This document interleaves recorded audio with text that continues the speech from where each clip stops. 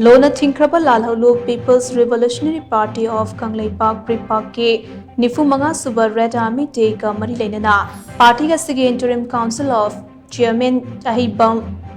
अंगोमना मयामदा याइफा पाउचेल पिरकली अहिबा अंगोमना प्रेस थादोरकपा चेरोल अमना हाई लालहौलू बसिगे लानमी संगलुप रेड आर्मी के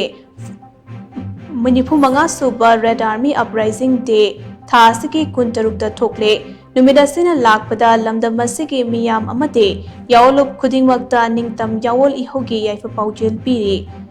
इंडियाना लमदम असे लौशिंखिबा से लेबाग असिगे मियामगे याइफनबा अमते डेमोक्रेसी चटपा लेबाग अमगुम मियामगे मराइपाक मियामना लेपचबा ngamnaba लौशिंखिबा नत्ते अखोइदा मखोइना लोइलम संदोकलकपनी हाइबसे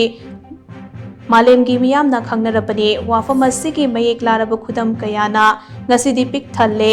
हौखिबा चही खरा असिदा ओरकलिबा फिबम मसिदा इंडिया की लैंगाक पसिंगना लौरकलिबा सकलोन मखोइगी लानमीना मफम असिदा उतलिबा थवोंग पुमनमक असि कुपना येंगमिनबा अमते खंगमिनबा चंगले मणिपुर थेंगनिबा खुदसेमगी लान असे इंडियाना खुदनेक लानमी सिंगदा इंसिलगा अमते मपांगल हापलगा चथरकपा प्रॉक्सी वारनी हाइबसे मियामना खंगनरे थवोंग असे लमदम असेगी मियामबु नमथनबा अमते यावल लानमी सिंगबु मांगहन्नबगी दमक चथरकपने अदुबु थौरांग असे माइ पाखिद्रबा मतुंग इनौ नौबा थौरांग अमा ओइना मखोइना खुदलाई पाइबा मिटोपकी खुदनेक लानमी सिंग अमुक योखतुना मखोइबु लोगी ओइबा ngaklo फावबा पिसिनबा नमथाक के सस्पेंशन ऑफ ऑपरेशन एग्रीमेंट फावबा तौदुना चही 15 चमना सेमगतुना लेबाग असिगी एलहोमी सिंगदा लांदा हनबा ngamlakle यूनियन होम मिनिस्टर ना पार्लियामेंट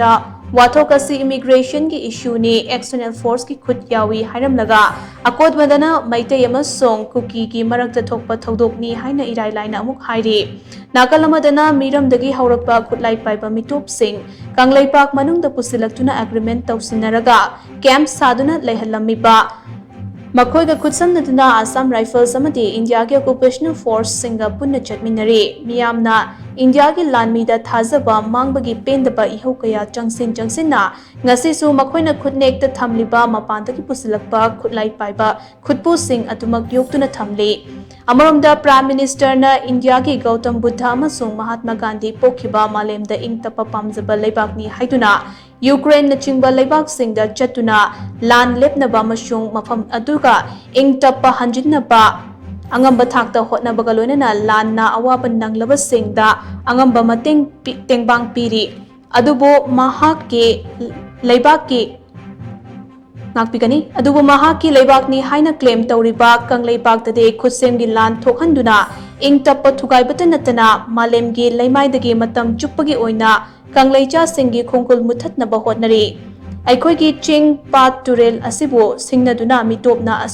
असुकपा उमंग कया कोकथोक्तुना अनौबा खुल कया सेंगलकपा इलीगल ओइना पाक्तकना पोपी थाजिलकपा महौसागी खल थुगाइदुना लेबाग असिगी महौसादगी लेजरकपा फिबमदा चैथेंग पिरकले अखोइगी अकोइबदा लेरिबा येकनबा सिंगना लांदारकपदा इंडियाना अखोइबो ngakthokpigani हाइबगी थाजबा थादोक्तुना